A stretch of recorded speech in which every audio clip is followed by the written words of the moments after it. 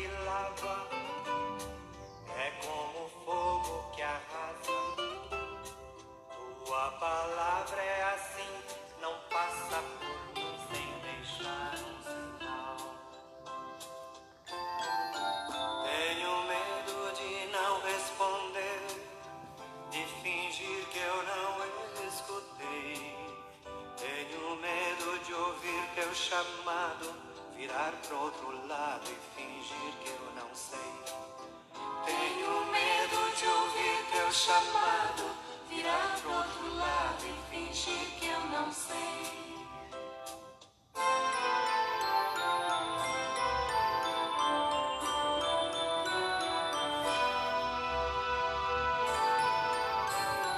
É como a chuva que lava, é como fogo que arrasa.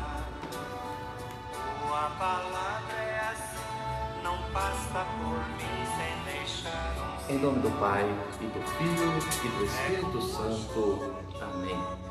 Bom dia, querido irmão, querida irmã.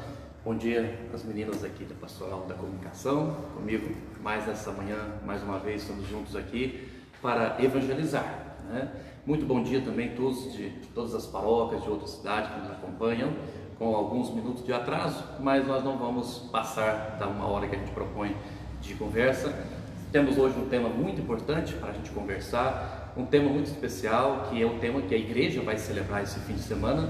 Então, eu queria lembrar que eu estou considerando todos os temas que vocês estão aí solicitando, tá bom? Continue sugerindo temas, né? As meninas da Pastoral da Comunicação estão de olho, eu também já vi os temas, já estou com uma lista de sugestões, tá certo, minha gente? E em breve eu vou começar a abordar os temas. Só que quando a gente tem temas próprios da igreja, que a igreja está celebrando, a gente não pode perder a oportunidade, tá bom? Então nós temos que aproveitar a oportunidade, mesmo porque nós vamos celebrar este fim de semana a solenidade de São Pedro e São Paulo.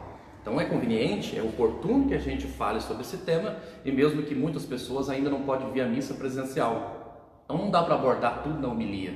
Então a gente, lógico, na homilia a gente vai ter alguns trechos, né, fala sobre o tema, mas hoje é bom a gente, como bons católicos, se é que queremos ser bons católicos e nos esforçamos para ser assim, nós precisamos então trabalhar, né, esse tema muito especial, São Pedro e São Paulo. A igreja, conforme a tradição, comumente a gente fala, São Pedro e São Paulo, eles são as colunas da igreja. Quando você fala de uma coluna, né, a coisa mais grave é quando alguém sofre algum acidente, alguma coisa, e pode afetar a coluna. E se afetar a coluna, o modo de se falar, né, o modo comum, popular de falar, afetou a coluna. E se afetar muito, você pode até não andar mais.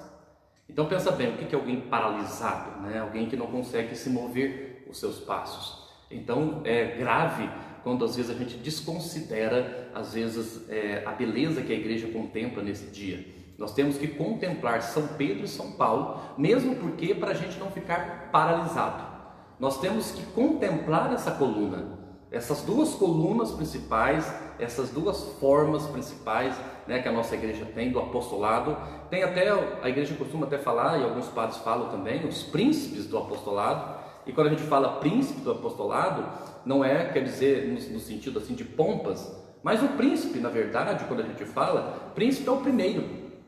E aí a pessoa de Pedro, né, pode ser chamado como príncipe, em que sentido? O Papa, ele seria um príncipe? Sim. O que é príncipe? De primeiro, o primeiro que serve, o primeiro que doa a vida, o primeiro que nos abraça, o primeiro que nos encoraja. Então às vezes nós podemos, né, tem tanta coisa bonita que a gente pode crescer nesse sentido, porque às vezes nós temos algumas ideias de príncipe, que são ideias às vezes culturais que nós fomos criando, que desvirtuam do verdadeiro sentido. Mas nós podemos sim dizer que esses dois apóstolos, Pedro e Paulo, são príncipes. Os primeiros, né? Os princípios, aqueles que têm a base da igreja no seu jeito de agir, de ser. Eu queria falar para você, porque tem acontecido muito isso aqui na nossa programação. Às vezes a gente traz temas que a gente nem imagina que tem a ver com a gente. E quando a gente vai falando, vai conversando, de repente o tema tem tudo a ver com a gente, né?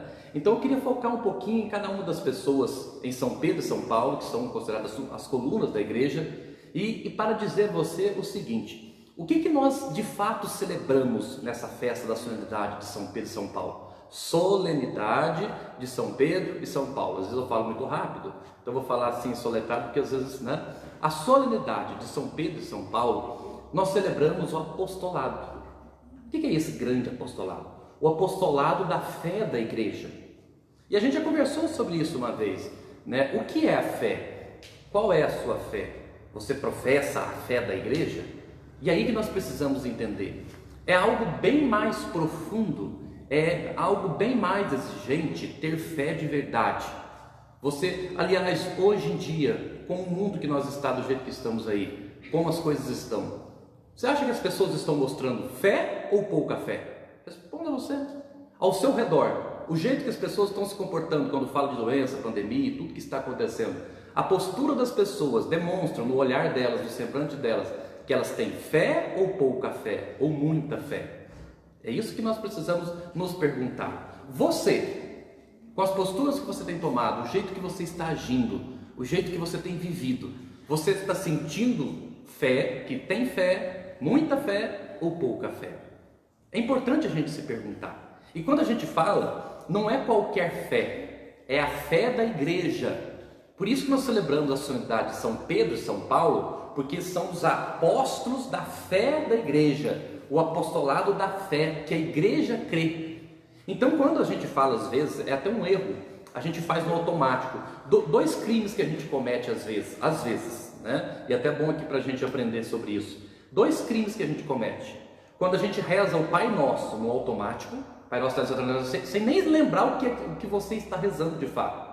Ou quando você reza aquele creio, na missa, creio em Deus Pai, quando você reza essas duas orações no automático, você não sabe o risco que é. Sabe qual que é o risco, minha gente? De você pensar que é católico e não é. Mesmo soletrando aquele creio em Deus Pai, do céu da terra. Se você parar, não é? Se você parar para olhar e para ver o que a igreja crê, tem um monte de pessoas aí que não sabe, não tem força para crer junto com a igreja, não consegue acreditar, não celebra aquilo. E sobretudo quando a igreja fala da intercessão dos santos, quando a igreja fala da ressurreição da carne, quando a igreja fala da vida eterna, né, da ressurreição. E aí muitas pessoas às vezes não entendem quem é Jesus Cristo. Não falando mal de ninguém, claro, mas aqui meu dever é ensinar. Pega aí, por exemplo, alguém que acha que espiritismo combina com catolicismo.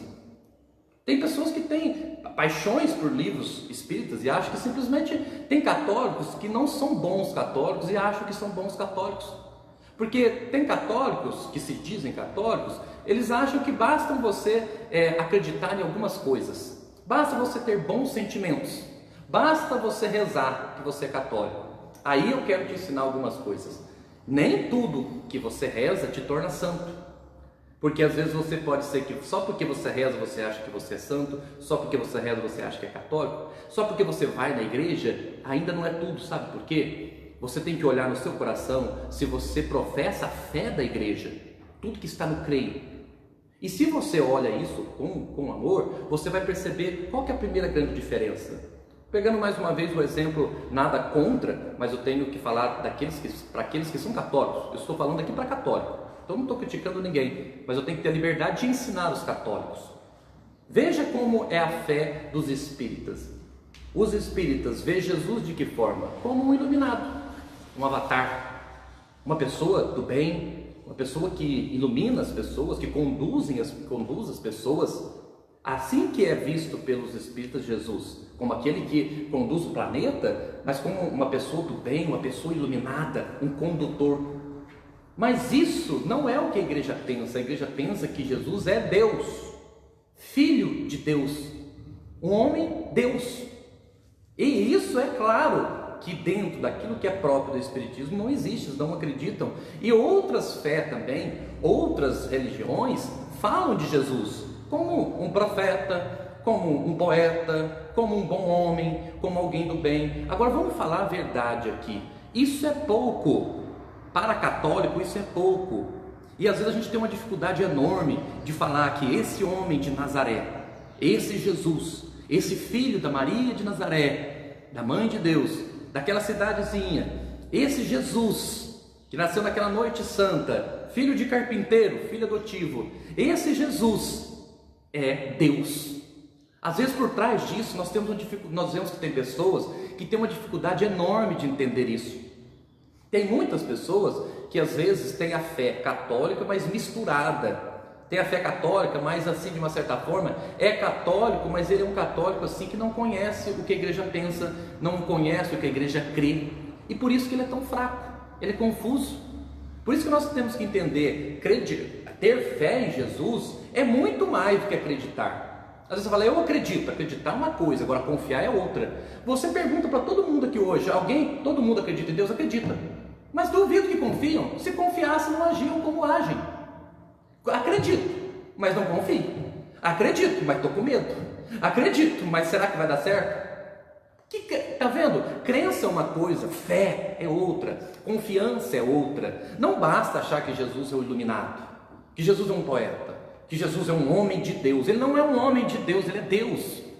E às vezes esse detalhe para os espíritas ou para outras religiões, as outras religiões respeitam Jesus, mas respeitar Jesus não basta para o católico, minha gente. O católico tem que entender que ele é Deus e que ele é a nossa salvação, e nós dependemos dele exclusivamente. Não tem outros que possam nos conduzir à luz como outras crenças, só Jesus.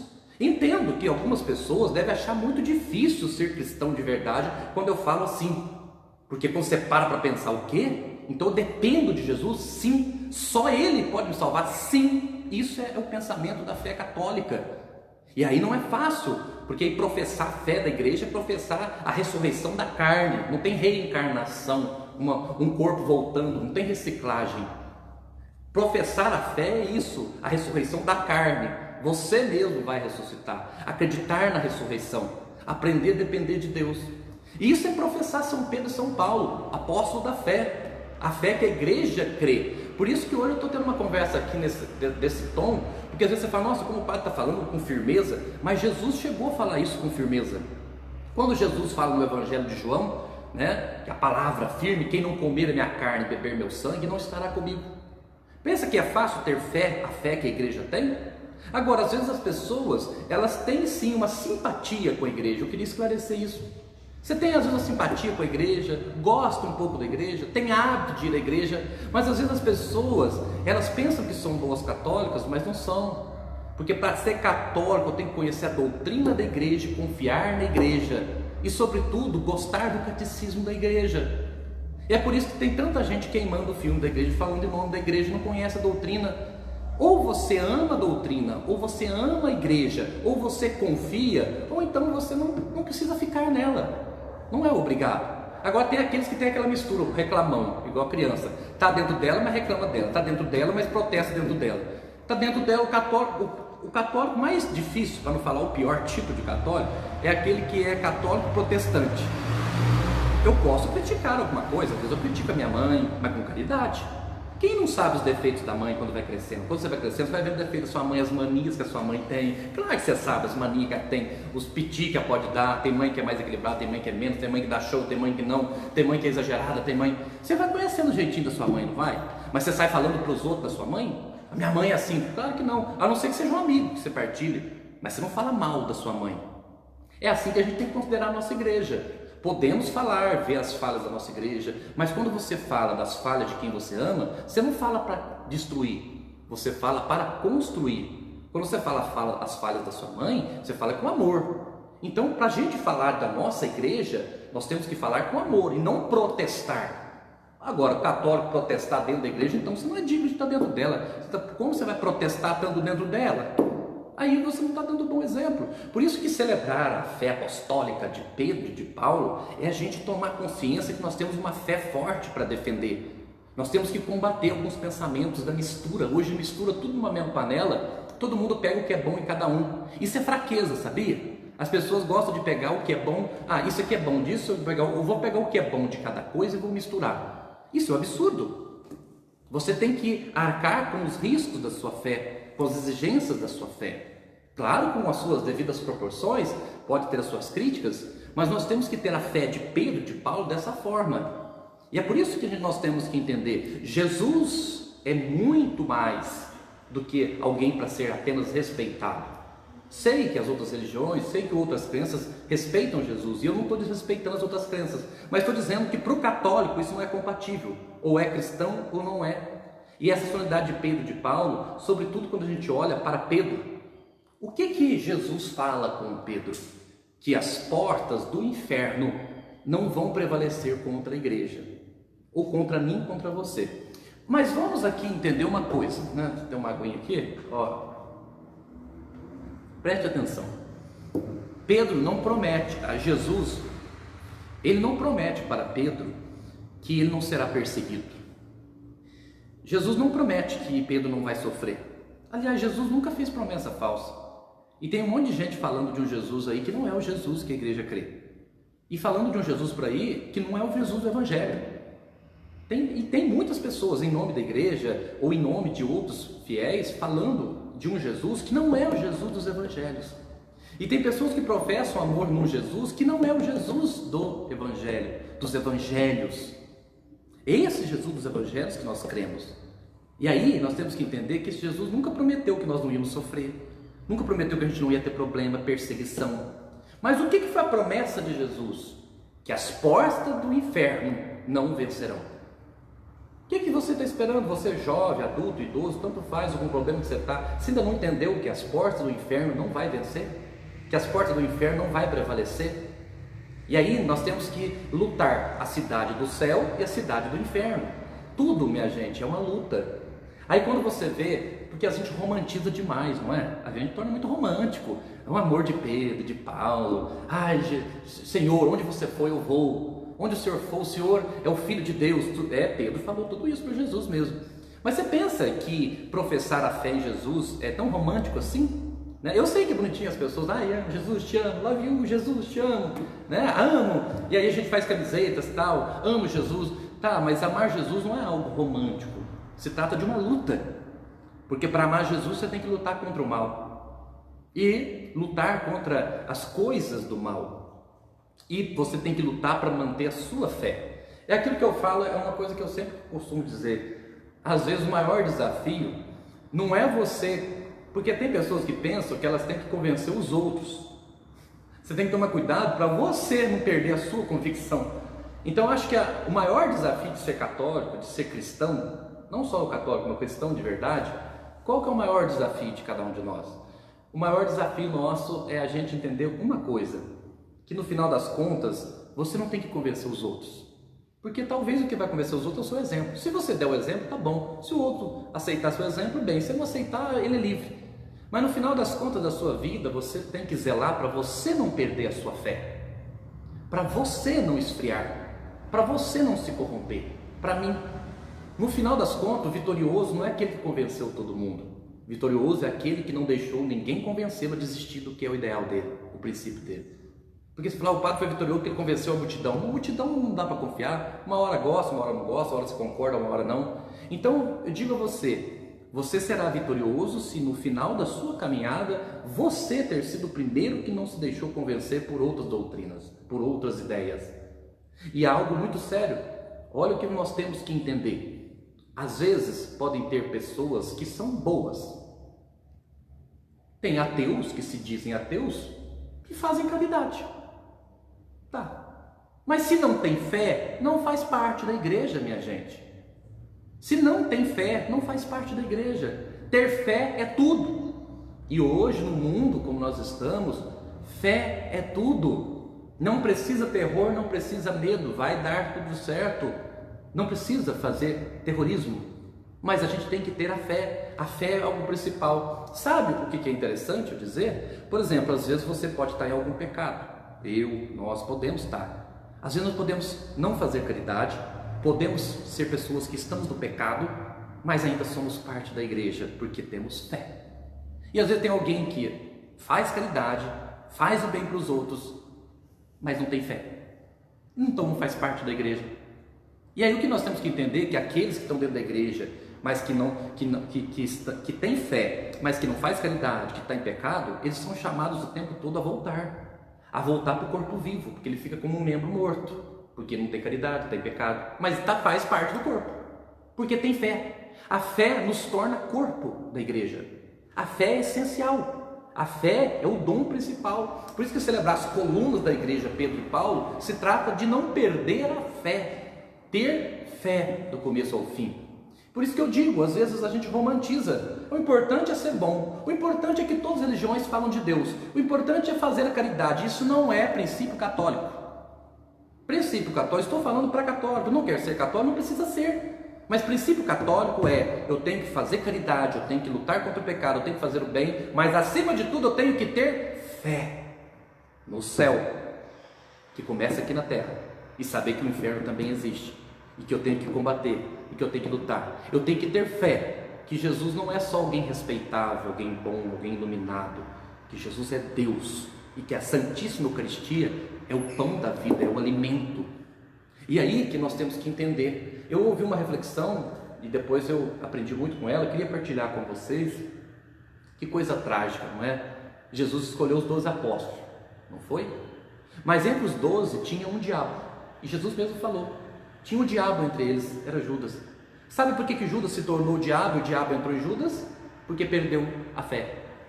E Judas perdeu a fé antes, do lado do mestre, mas continuou com o mestre por um ano, mas já tinha perdido a fé. Continuou tentando cuidar de pobre, falando em pobre. Por isso que eu falo, às vezes a gente fala de caridade, fala de pobre. Hoje em dia eu queria orientar, e a gente tem que tomar cuidado, eu acho que vocês vão entender. Tem pessoas que usam algumas palavras para justificar tudo. Olha o que eu vou dizer. Se a pessoa fala assim, porque às vezes antigamente tinha essa mania, né, de arranjar casamento. Nem o casamento que a pessoa quer está dando certo, imagina arranjado. É uma desgraça isso. Porque não está dando certo porque não tem maturidade, não sabe lidar com o temperamento do outro, com as coisas difíceis do outro, com as chaturas do outro, as feiuras do outro. Tem que ser, amar é isso, você saber digerir tudo do outro. Hoje está todo mundo imaturo, só no romantismo eu quero, igual o Titanic, que depois blum, afunda tudo. E tem gente que está assim, o Titanic está afundando, está pedindo música, mais uma música, está afundando, filho, mais uma, está afundando, e a pessoa não percebe, ele está pedindo música. E aí quando você fala para ele assim, está afundando, aí ele fala, desmancha prazer, eu quero mais uma música. Ele não percebe que a vida dele está afundando, que não está dando certo, e ele quer continuar na night, curtindo a vida, sem perceber que está afundando. Aí se chega alguém e fala chato assim, está afundando, vai chamar você de desmancha prazer. E é igual como se a gente for bom católico, se você, né, aqui temos as meninas da Pastoral da Comunicação aqui, meninas de igreja que fez encontro com Cristo, EAC e essas experiências todas, é o dever delas o quê? Ser chato com algumas pessoas do mundo. Chegar e falar, filho, essa sua vida aí de curtição está afundando. E tem gente que vai olhar para você e vai dizer assim, ah, seu chato, seu desmancha prazer, quero mais uma música. Ele quer mais uma música, mas está afundando o barco dele. Tá vendo? Estão cegos. E se você não tiver a fé do apóstolo Pedro, do apóstolo Paulo, para ser chato com quem precisa, se você ama, você tem que ser chato. E aí tem essas horas que a gente não entende nosso pai com a nossa mãe. Os pais com a mãe novas não tem muita caridade, porque vem na cara, né? Você tá assim, você reza, mas aqui você é um, lá você é outro. O pai com a mãe joga na cara. É, que a menininha aqui é outra lá, eu vou contar. Você acha que os pais às vezes não caem nessa situação de não aguentar? Às vezes o filho é insuportável dentro de casa, mas lá tá louvando, tá rezando, tá pulando. Mas aqui eu vou mostrar, eu vou falar pra eles quem é você. Qual mãe que nunca deu essa chantagezinha? Ah, às vezes a sua não fez, mas uma chantagezinha qualquer mãe já fez. Mas você acha que a mãe vai fazer isso mesmo? Vai lá e vai falar nada. Ela vai lá e vai contar pra todo mundo, dizer que você... Não, fala mal perto dela, te dá um murro na cara. Acabou de falar mal de você, mas se o outro falar mal de você para ela, te mata.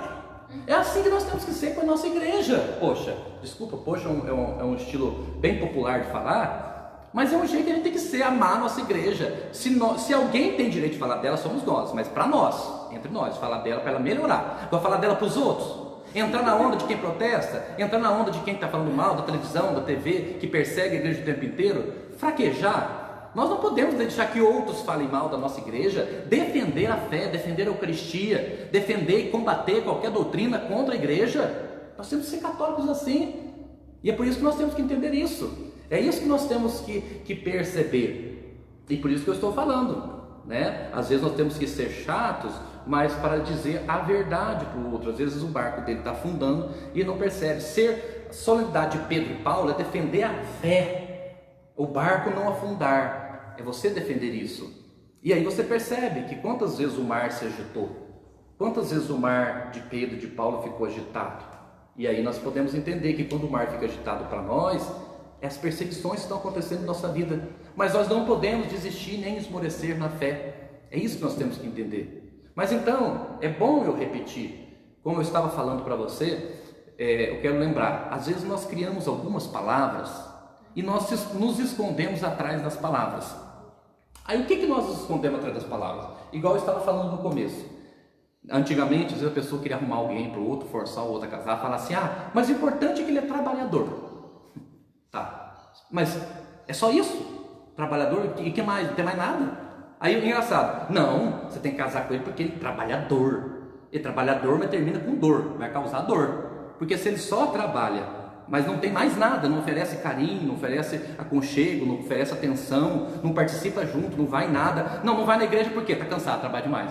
Não vai no carnaval porque está cansado, trabalha demais. No carnaval não, mas qualquer coisa, uma festa, que às vezes a mulher tem fantasia, quer ir na festa, alguma coisa, sonha com aquilo, o marido, não dou conta. Aí assim, ele não vai na festa de aniversário, não, também não vai, porque está cansado. Não, ele não vai não porque trabalha, mas trabalhar é uma desgraça. Porque esse homem não serve para nada. Ele só serve para trabalhar. Aliás, ele casou com a fábrica ou casou com a mulher? Porque se a mulher não é fábrica, não é empresa, então a mulher tem que cuidar dela. E vice-versa. Então hoje em dia, a palavra trabalho, ela se tornou um escudo. Se eu trabalho, eu tenho o direito de ficar cansado e não querer fazer mais nada, só trabalhar. Então eu não preciso te assistir, de acompanhar você. Vai você sozinho, não, estou cansado. Não, eu não quero ficar, eu não vou participar da vida do outro, da minha amada, do meu amado. Eu não vou participar da vida da minha família. Tem pessoas que só porque trabalham, chamam os outros de vagabundo.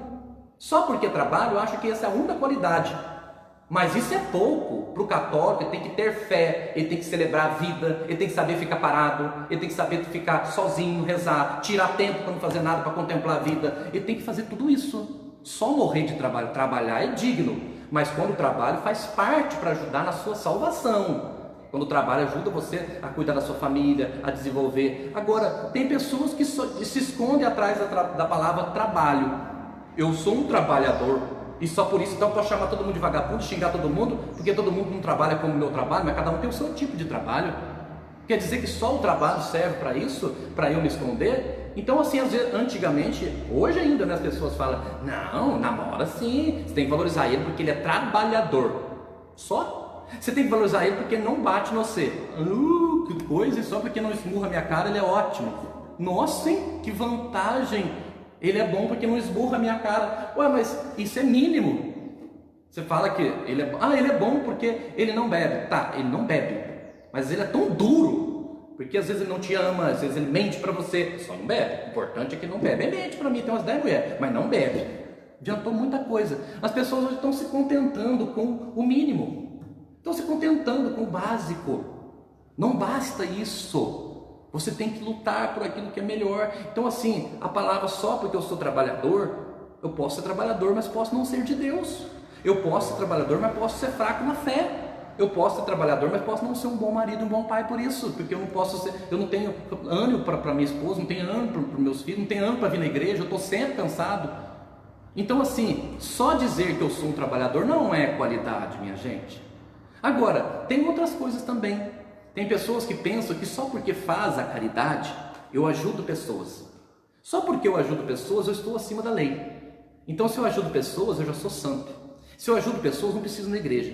Se eu ajudo pessoas, não preciso rezar. Caiu no mesmo problema de só trabalhar. Se eu ajudo, mas eu virei só uma ONG, só um projeto terreno, material, ajudo. E aliás é o mais fácil distribuir coisas. Eu quero ver você distribuir afetos, amor, distribuir carinho, distribuir atenção. Então o mesmo risco da pessoa que achar que só trabalhar e já vai para o céu, é o mesmo risco dele achar que só fazer alguma coisa, alguma caridade, só fazer aquilo, não que a caridade é pouca coisa, mas se você só ajudei uma pessoa, pronto, eu dei uma cesta, agora não precisa fazer mais nada, eu já sou alguém que faço caridade, não precisa da igreja. Precisa sim, católico que tem fé, e se você não professar a fé da igreja, você não faz parte da igreja. A fé é importante. Não basta simplesmente eu só falar que tenho fé, eu tenho que professar minha fé. Então, o que adianta às vezes eu fazer algum tipo de caridade, mas se eu não tenho fé no céu, se eu não tenho fé na ressurreição? O que adianta eu fazer algumas bondades? E que aí as pessoas pensam assim, não padre, o importante é eu rezar, e eu rezo bastante, mas às vezes, será que tudo que você reza é bom? Será que o que você reza agrada a Deus? você tem que rezar junto com a igreja. Porque às vezes você pode muito bem assim rezar, assim, oh meu Deus, tomara que eu consiga roubar o namorado dela. Tem gente que pede assim, ou tem gente que pede assim, oh meu Deus, mata aquele desgraçado que me traiu. Você está pedindo isso para Deus? Tomara que aquela cadela sofra até o fim, tomara que ela morra, eu tenho ódio dela porque ela tomou ele de mim. Às vezes a gente pede isso para Deus. Isso é tipo linguajar, que às vezes eu estou falando um linguajar pesado, mas às vezes, quantas vezes a gente pede para Deus fazer o mal? A gente pede. Às vezes a nossa fraqueza, a gente pede a Deus coisas nossas. Às vezes você acha que isso é certo? Às vezes aquele marido ou o namorado fala assim, a namorada vem e fala assim, meu bem, eu te amo tanto e eu quero te dar o presente que você quiser. Pede tudo para mim nessa noite, que eu estou disponível para te oferecer. Aí ele fala, me dá uma noite para eu ter uma outra pessoa? Deixa eu arrumar uma outra mulher hoje? Só hoje? Pode ser um pedido. Você acha esse pedido honesto? Então, e tem gente que pede coisas assim para Deus e reclama de não ter sido atendido. E aí você acha que só porque você pede, porque você reza, você acha que isso é bom? Tem gente que pede coisas absurdas para Deus. Você vendo eu falar, você não vai acreditar. Não, padre, quem faz isso? Existe nesse mundo terrível pessoas que pensam em relacionamento assim, abertos. Não, numa noite, me dá uma chance. Então vamos ficar largado hoje para a gente fazer o que cada um quiser? Isso é frouxidão, é fraqueza. E aí você está tentando ver o mundo como que está, vai testar um pouco lá fora, depois vê que não tem nada melhor mesmo, volta para a mesmice. Isso é covardia, isso é contentar com o mínimo. E aí que eu digo, aí você vai fazer pedidos assim, e às vezes nós fazemos pedidos para Deus, coisas que não são boas. Eu tenho uma convicção que as pessoas podem até fazer comigo essa reflexão agora, quem está aqui, quem está aí, né? Aqui e aí. Pensa bem os pedidos que a gente faz para Deus, faz uma listinha. 90% é pedido material, pedido de coisas de matéria. 90%, passar na prova, estudo, tem gente que pega até um namorado ideal. Como é que você vai pedir um namorado ideal, meu filho? Você tem que batalhar, você tem que conquistá-lo, você tem que transformar. Você tem que trai para mim um príncipe, vira sapo. Tem gente que pede para Deus tudo, mas material. Pede uma bolsa, pede um emprego, pede uma família, pede um casamento, pede uma mulher ideal, pede um marido ideal. Você acha que existe esse homem, essa mulher ideal? Não! O amor é que vai tornar a pessoa ideal para você, que você vai conhecer os defeitos dela, ela vai conhecer os seus, vocês vão construir uma vida juntos, vão aprender a se amar, vão aprender a construir juntos, vão aprender a um afeiçoar ao outro e você vai tornando perfeito. Sabe, minha gente, a gente vai se aperfeiçoando. Não existe um homem e mulher perfeita, mas pode sim se tornar aperfeiçoados através do amor. E às vezes é um sujeito cheio de defeito, mas para mim ele se tornou perfeito porque eu já aprendi a superar os defeitos dele ou dela. E se não for para ser assim, fica sozinho mesmo. Melhor do que mal acompanhado. É isso que nós temos que entender. Então assim, às vezes em nossas listas, é claro que a gente pode pedir coisas para Deus? Pode. Mas desde que essas coisas sejam necessárias para a sua salvação. E isso é São Tomás de Aquino que fala, né? Que é certo pedir coisas materiais para Deus? E aí ele vai responder, sim, desde que as coisas materiais ajudem na sua salvação. Mas tem muita coisa que a gente pede que não tem nada a ver com a nossa salvação. E às vezes tem gente que pede, repito, pede a casa, pede o carro, pede a família, pede até namorado, pede o marido ideal, pede emprego, pede cura. Cura também é uma coisa material. Eu sei que a gente pode, nossa, padre, então é errado pedir. Não. Desde que aquilo, talvez aquela cura te ajude, precisa para a sua salvação, tudo bem. O que eu estou querendo explicar, qual que é o nível da nossa oração? É a oração de quem tem fé. Você pede na sua lista sabedoria? Você pede na sua lista paciência? Você pede na sua lista capacidade de perdoar quem você não gosta? Você pede na sua lista capacidade de perdoar quem te traiu? E sobretudo no sentido afetivo, com mulher, homem. Você pede para Deus, meu Deus, te ajude a eu não ser igual a ela, e não desejar o mal para ela, e não querer o mal dela. Eu vou querer o bem mesmo assim. Você pede isso? Você pede ajuda para ser santo? Você pede coisas espirituais? Você pede capacidade para sorrir mais? Você pede capacidade de abraçar sem ser fingido, igual a gente falou da outra vez, que esse bracinho que encosta e vira o outro, assim, tapinha nas costas, metendo a faca atrás? Ou aqueles abracinhos que você vai empurrando o outro para trás? Ou você pede a graça de ser transparente? Você pede a graça de viver a castidade? Você pede força para Deus? Na sua listinha está isso? Pois é, pode até estar. Mas eu garanto que 90% estão os pedidos pessoais, não é? Passar na prova, passar isso, ter um emprego, ter aquilo, passar nessa coisa, tem que ter essa questão, tem que ter uma família, tem que ter uma vida, tem que ter esposo, marido, um namorado ideal. Claro que na lista de pedido ganha 100% o eu pessoal. Sabe por que eu estou falando isso? Não é que é crime você pedir, mas tem horas que a gente não tem fé de verdade, confiança em Deus de verdade. E tem horas que a gente quer aproximar de Deus só para ganhar coisas. E isso não é a fé de Pedro e de Paulo. A fé de Pedro e de Paulo é a fé da entrega, do martírio. É a fé do guardião que defende a igreja, que defende a fé em Jesus, Filho de Deus. Jesus não é um homem bom apenas, não é um poeta, não é um profeta apenas, um iluminado. Ele é Deus, o Filho de Deus, e nós temos que ter humildade para entender isso, que nós dependemos de Jesus para nos salvar. Então hoje talvez, você viu como que no final das contas a gente faz tudo, fazer ligação com a gente? Às vezes você acha assim, o que tem a ver a solenidade de Pedro e de Paulo com o meu namoro? Viu? Tudo. O que tem a ver meu namorado com tudo a ver? Como que é essa relação? Como que é essa convivência? Como que é a fé de vocês dois? Se os dois têm fé, os dois vão ter hábitos bons, não vai usar um ou outro, não vai trair, vai aprender a perdoar. Se os dois têm fé, eles vão saber ser pessoas unidas, mas que saibam respeitar um ao outro. O que tem a ver a solenidade de Pedro e de Paulo com a minha família, com o meu emprego? Tudo a ver, tudo a ver. E aí isso que eu digo, a solenidade de Pedro e de Paulo tem tudo a ver com o seu jeito de rezar. O que é que você anda rezando? Lembra do pedido que eu falei? Uma coisa você pedir para a mulher, eu quero ter outra mulher, isso é pedido que se faça?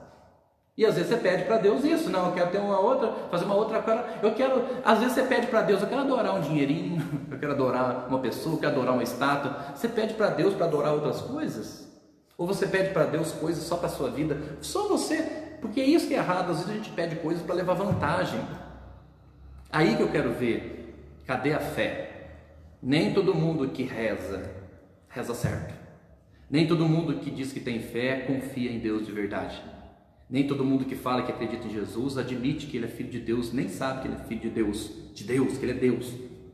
E nem todo mundo que reza o crê em Deus Pai, o Pai Nosso na missa, sabe o que significa aquilo. Por isso que às vezes a sua vida fica abaixo da média. E por isso que nós temos que entender, não é? Nós temos que compreender que a nossa fé tem que ser diferente, tá certo? Já deu aqui uns 35 minutos? Já deu. Olha aí, filho. 37. Que tiro bom que eu dei, hein? 37, ó, errei por 2. Também com o relógio aqui na mão. 37 minutos? Hoje, pelo tom que eu tô falando, nem precisa falar muita coisa mais, né? Hoje nós estamos numa conversa mais, digamos, mais rasgada, mas uma conversa assim que é a solenidade que nós estamos celebrando, não tem muito o que dar volta, né? É isso que nós temos que aprender, o apostolado de Pedro e de Paulo, o apostolado da fé. Defender a fé da igreja, não é a fézinha nossa, não. Mas, tem perguntas aí? Olha a pergunta, lê baixinho, depois lê alto. Uma pergunta. Pode. João Vitor Mendes. A igreja é o reino ou é o sinal do reino? Ela é a santa meretriz? Olha, parecendo que estudou teologia. Na teologia nós escutava isso. Vamos tomar cuidado, né? Vamos tomar um certo cuidado, porque quando se fala se ela é o reino, um sinal do reino, nós temos que entender o seguinte, não que ela seja, é claro, o reino em si, porque o reino é muito mais que isso, mas ela é sim o caminho indicativo para o reino. Então assim, o que Jesus pregou? O reino. E se a igreja é corpo de Jesus, né, ela é esse corpo do reino, ela faz parte do reino, tá? Mas com certeza o reino é sempre maior e não se limita aqui. Mas quando foi colocada a pergunta sua, uma pergunta muito boa, com certeza, você dizer assim, a igreja é o reino? Não, o reino é mais que isso. Mas a igreja, ela é o caminho para o reino, ela aponta para o reino, ela planta a semente do reino, ela mostra a fé no reino, ela te leva para o reino. Dizer que ela é o reino, não, mas ela é aquela a detentora do caminho, que mostra o caminho, que mostra a mensagem do reino. Então, se Jesus, né, anunciou o reino, ela anuncia Jesus. Então, ela anuncia o dono do reino. Então, ela faz parte do corpo do rei, Jesus. Então, claro, não podemos usar a expressão que ela é o reino, mas ela é essa parte que leva para o reino. É o caminho que nos conduz ao reino. E quando a igreja diz, quando a gente fala que ela é santa e meretriz, Chamar a igreja em si, ela é santa por quê? Porque Cristo é santo e os seus membros se santificam em Cristo. Agora, quando fala o termo meretriz, tem que ter um certo cuidado, que às vezes, assim, como tudo na vida, às vezes na nossa fraqueza humana, nós somos seduzidos facilmente pelos prazeres do mundo, pelos poderes do mundo. E às vezes existem sim, dentro da igreja, pessoas que às vezes permitem e gostam de viver a vida de meretriz, né? A vida de meretriz é exatamente isso, essa vida às vezes dada, né, ao prazer, ao poder, essa vida dada a outras questões mundanas. Então, assim, a igreja é santa, é melhor dizer que ela é santa e pecadora do que santa e meretriz, porque fica um termo muito... Então, assim, ela é sim santa e pecadora, porque na própria oração eucarística a gente diz, a igreja é santa, Cristo é santo e todos nós nos santificamos nele, mas é também pecadora, porque somos seres fracos e às vezes facilmente seduzidos. Então a igreja é santa e pecadora. Querendo atualizar essa mensagem, em algumas situações os membros da igreja são, sim, quase que às vezes meretrizes, né? Mas não é que todo mundo seja assim, mas isso pode sim acontecer. Pergunta bem inteligente, né? Bem interessante. Mas volto de novo a dizer, né? O reino é tudo, e Cristo anunciou o reino de Deus. Mas a igreja, ela é esse caminho. Para que a igreja existe? Para conservar. Enquanto esse mundo for mundo, ela vai conservar a mensagem do reino, que é a mensagem de Jesus. Ela é guardiã da mensagem do reino. Ela é guardiã do caminho que leva ao reino. É guardiã. E por isso nós temos igreja, para ninguém dispersar, para a gente seguir do começo ao fim no caminho em busca do reino. Mas o reino já começa, já tem sinais do reino, já tem evidências do reino, mas o reino 100% não pode ser aqui somente. O reino é mais que isso. Mas as sementes do reino, o começo do plantio, a porta de entrada para o céu, para o reino definitivo, é aqui, e a igreja é guardiã disso. Boa pergunta. Sônia Montuani: como podemos, enquanto agentes de pastorais, desenvolver um trabalho que reflita a fé fundante de Pedro e a ousadia evangélica de Paulo, num contexto de indiferença à pessoa de Cristo? É só a gente olhar para Cristo e olhar para Pedro e Paulo. Simples. Como a gente fazer? Não perder o foco. É só a gente não perder o foco, né? O mundo existe pessoas indiferentes porque os indiferentes são os mais fracos, não é? A indiferença é um modo de fraqueza. Você prefere ser indiferente com o outro, por quê? Porque você não dá conta de perdoar ou de superar o outro, então é melhor a indiferença. A indiferença às vezes é um recurso de pessoas fracas, nem sempre, mas boa parte.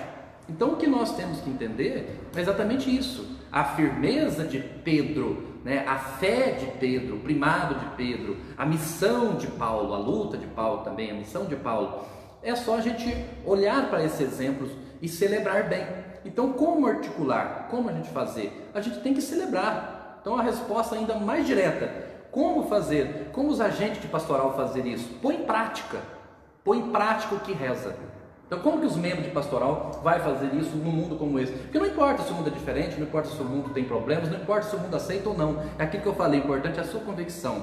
Então, como que nós vamos conseguir isso? Pondo em prática o que a igreja crê. Pondo em prática o que a igreja ensina. E, sobretudo, então, pondo em prática o ensinamento do reino. É isso que a gente tem que entender. Então, se a gente colocar em prática o que a igreja ensina, o que Cristo ensina, é o que precisa a gente colocar em prática. Aí as pastorais vão se transformar a partir do momento em que elas acreditarem e pôr em prática aquilo que a gente celebra. Então, isso que é importante. E lembrando que é muito bom quando a gente olha para a pessoa, né, de Paulo, e vê que Paulo, lá para os seus 60 anos, ele fala que tudo que ele tinha era lixo, que Deus é tudo. Está vendo? Tudo que ele via, carreira, tudo que ele teve, dinheiro, o título cidadão romano. Olha só, Paulo voltou como se ele tivesse voltado para a escola da vida aos 60 anos. Às vezes a gente acha que sabe muito. E Paulo, então, ele vai entender que viver para ele é em Cristo que a gente deve viver. Então morrer para ele é ganho. Por isso a gente tem pessoas apegadas a tanto medo da morte. Será que isso é amor à vida mesmo? E às vezes tem pessoas que usam o discursinho, defender a vida do outro, proteger o outro, se cuide para proteger o outro. Na prática mesmo essa pessoa doa a vida por você? Então o cara está falando muito? Agora acusar o outro, falar para o outro que é para cuidar da vida do outro é uma coisa. Agora, cuidar, entregar a vida, é aquilo que nós falamos, as frases de caminhão, né? Eu vou cuidar da minha vida que todo mundo cuida. Mentira. Eu vou cuidar da minha saúde porque da minha vida todo mundo cuida. É mentira. As pessoas vigiam você, não cuidam de você.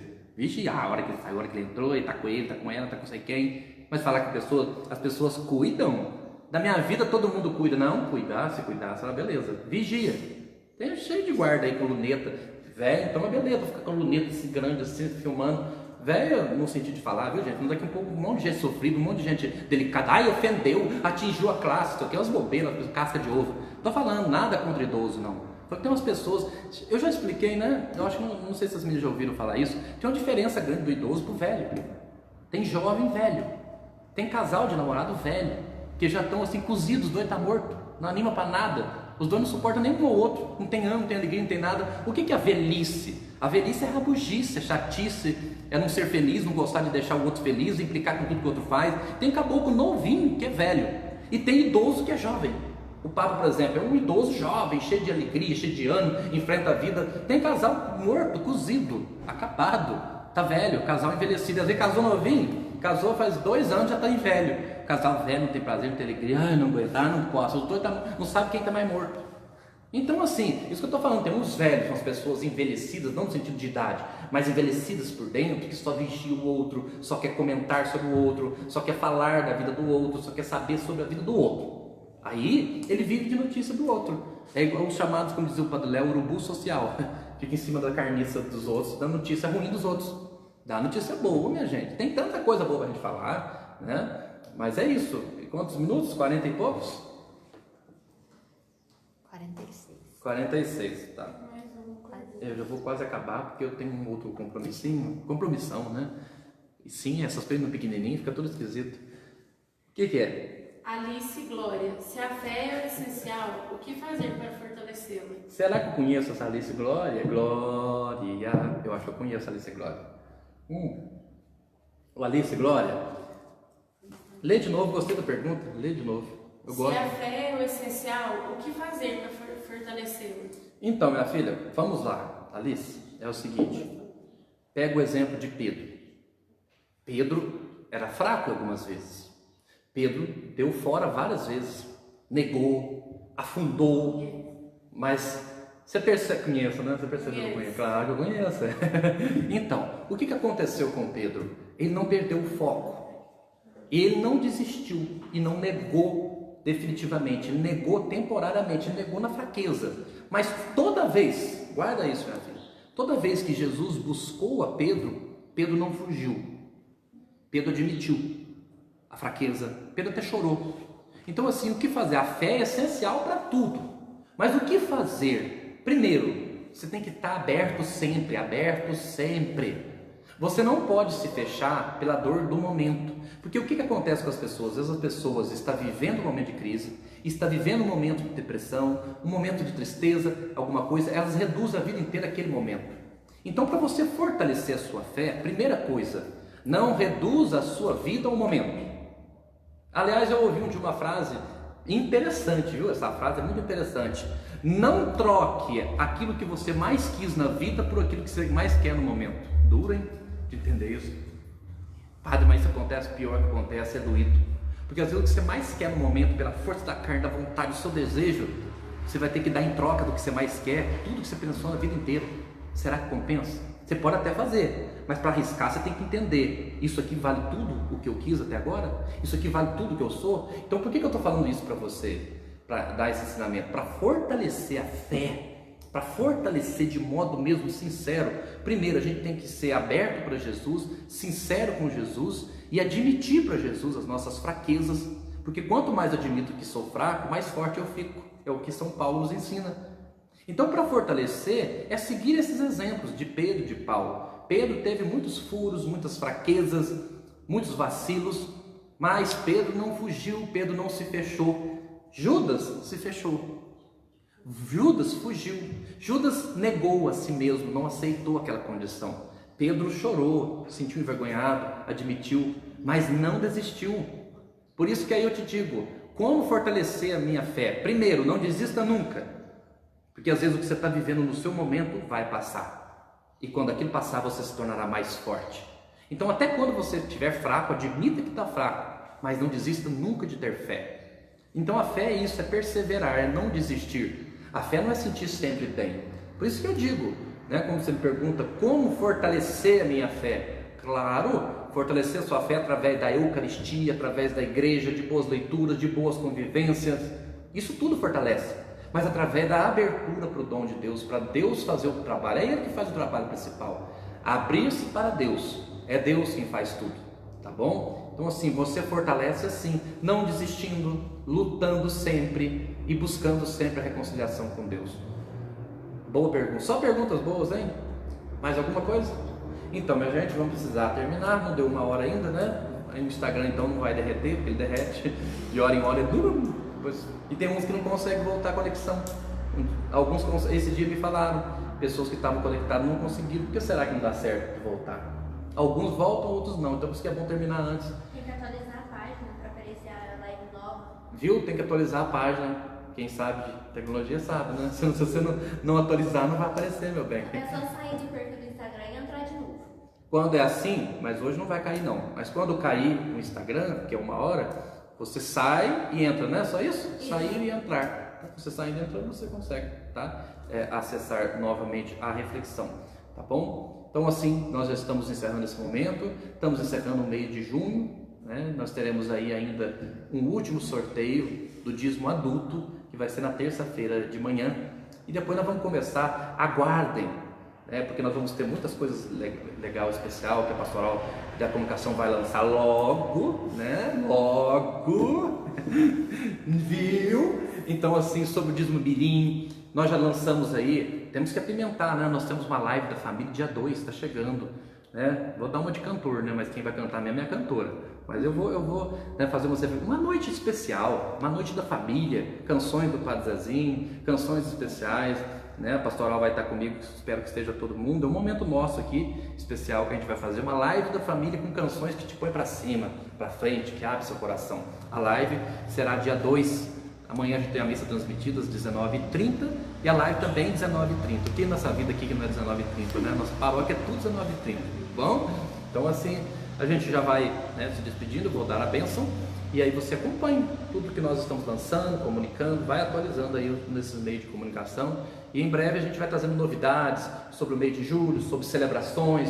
Eu não vou adiantar agora, vou esperar começar, né, um pouco do mês para ir você sabendo como que vai ficar o mês de julho, mês de agosto, sobre missas abertas ou não abertas. Aos poucos nós vamos comunicando, tá bom? Já tem aí um decreto para eu ver, né, do serviço, dando orientações para como serão as missas, retomadas, como que serão, mas aí vamos olhar direitinho, estudar completamente para depois começar a dar as informações, tá certo, minha gente? Mas só coisa boa, se Deus quiser, tá? Então o Senhor esteja convosco, Ele está no meio de nós, desça sobre você e a sua família a bênção de Deus Todo-Poderoso, Pai e Filho e Espírito Santo. Amém.